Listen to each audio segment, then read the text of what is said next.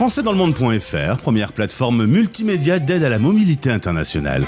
Aujourd'hui, le podcast va vous parler de Une fois, une voix. Françaisdanslemonde.fr, le podcast. Et on part, magie de la radio, à deux endroits en même temps, à Marseille avec Marie et à Athènes en Grèce avec Clémence. Bonjour toutes les deux. Bonjour. Bon, on commence à être rodés de se retrouver sur l'antenne de la radio des Français dans le monde pour parler de cette invention il y a 4 ans en plein confinement. Une fois, une voix, un grand concours qui est ouvert aux plus jeunes. Alors tendez bien l'oreille où que vous soyez sur la planète. Vous pourrez participer à ce rendez-vous. Qui peut me rappeler comment est né et ce qu'est le concept de Une fois, une voix? Ouais. Alors, le podcast, enfin l'idée du concours de podcast documentaire Une fois une voix est née en effet, comme tu le rappelais, pendant le confinement, où moi j'étais enseignante à Chicago et c'était une manière un petit peu de pallier le fait que les élèves étaient toutes et tous, enfin mes élèves étaient toutes et tous un peu reclus chez eux en vase clos et c'était l'idée en fait sur le modèle d'un podcast de France Culture qui s'appelle Les Pieds sur Terre, de les faire partir à la rencontre d'histoires en fait autour du confinement et du déconfinement. Et voilà, je me suis très vite rendu compte que les élèves revenaient avec des sons, avec des témoignages intéressants. Et en fait, avec Marie, on en a un petit peu discuté. On s'est dit que ça pouvait être chouette de lancer un concours de podcast qui serait ouvert cette fois-ci vraiment à tous les jeunes francophones du monde entier. Et donc, le défi pour les jeunes, c'est de réaliser autour d'un thème donné qui change chaque année un podcast documentaire en 15 minutes maximum. Alors, c'est donc un podcast qui parle des podcasts. Qui va pouvoir les produire? Quand on dit les jeunes, ça va de quel âge à quel âge? Et quelles sont les conditions minimales pour pouvoir participer? On dit qu'on peut participer sur toute la planète. Il n'y a aucune restriction? Non, il suffit d'être capable de faire un podcast en français. Donc, on a à la fois des vrais francophones et des apprenants. Le concours est ouvert aux jeunes de 12 à 18 ans et collégiens, lycéens. Voilà, et ils peuvent participer aussi bien dans le cadre scolaire que tout seuls de leur côté, sans encadrement ou avec une association. Donc voilà, l'idée c'est que ce soit très ouvert et que chacun puisse faire un podcast avec les moyens qu'il a, même seulement avec un téléphone. On a écouté en 2023 les gagnants. Il y avait notamment sur notre antenne des extraits. On est toujours très étonné de la qualité du travail des plus jeunes, hein, en se disant, avec ce regard un peu neuf sur le monde, en se disant, dis donc, ils ont quand même de sacrées idées.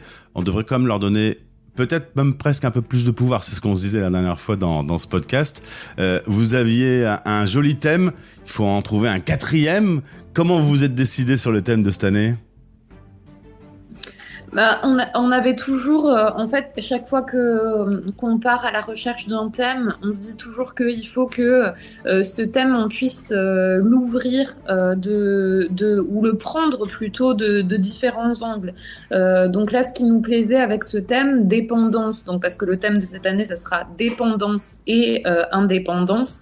Et l'idée, c'est que on puisse vraiment, attaquer, affronter ce thème de manière plutôt littéraire, sociologique, politique, etc.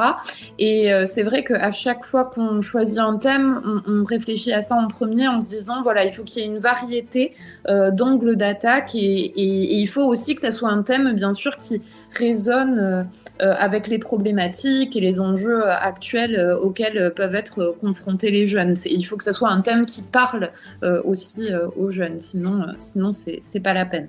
Je vois déjà une dépendance au téléphone chez les plus jeunes, en tout cas. Oui, par exemple.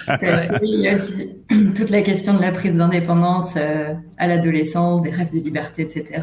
Tout ce qui touche aux relations aux autres, ou peut-être aux relations toxiques, ou au contraire à celles qui nous portent et qui nous aident à aller de l'avant. Enfin voilà, il y a plein de choses très intimes aussi qui peuvent retrouver dans ce thème, comme Esther.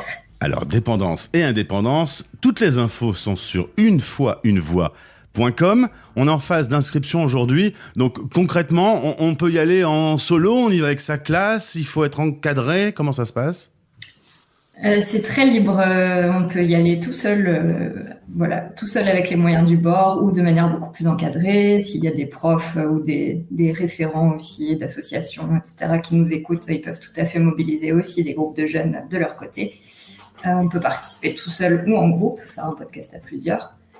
Donc il y a très peu de contraintes. Et puis, étant donné justement qu'il y a des jeunes qui seront moins accompagnés dans la création de leur podcast, nous on propose beaucoup de ressources sur notre site. Donc un guide pour apprendre à faire un podcast, des conseils de professionnels aussi.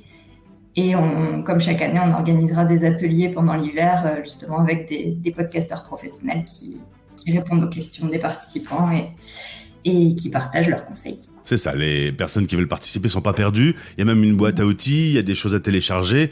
Vous allez les accompagner quand même. Les grandes étapes, c'est maintenant, la phase d'inscription jusqu'au 23 décembre. Ensuite, il va y avoir la production des podcasts pour un résultat en mai 2024.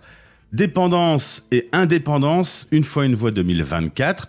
Vous aviez eu combien de participants l'année passée ? Combien vous en attendez cette année ? On en a une quarantaine, pas loin de 50 l'année dernière. Donc ça c'est le nombre de podcasts, donc ça fait plusieurs centaines de jeunes puisque beaucoup se mettent à plusieurs pour faire leur podcast. Et cette année, on espère en avoir encore plus. En plus, c'est la première année où le concours est soutenu à la fois par le ministère de la Culture et le ministère de l'Éducation nationale, donc ça devrait aussi donner un peu d'ampleur. Oui, justement, je faisais un podcast ce matin avec une association Flamme qui a monté une école de jeunes qui font de la radio. Et on se disait que la radio, les podcasts, c'est aussi sur un plan éducatif très pratique. On peut s'écouter, on peut se corriger, on doit faire de la préparation, se documenter. Donc il y a toute une dimension utile derrière ce concours. Ouais, c'est sûr. Et puis on le voit aussi à travers justement les professionnels de l'éducation et les professeurs qui s'en emparent. C'est-à-dire que on a une variété de disciplines qui sont touchées. Des professeurs d'SES, de lettres, de sciences, d'histoire. Donc c'est vrai que c'est très pratique pour ça aussi. Il y a tout l'angle de recherche et ça développe tout un tas de compétences que les élèves sont amenés à développer au cours de leur scolarité. Donc c'est vrai que la participation au concours, elle est aussi très utile dans ce cadre-là. Eh bien, merci beaucoup Marie et Clémence. On se retrouve avec les résultats dans quelques mois. Et d'ici là, donc si vous êtes intéressés, unefoiunevoix.com. Je vous souhaite une belle journée et une belle réussite pour cette 4e édition. Merci Bonne journée. Bonne journée. Françaisdanslemonde.fr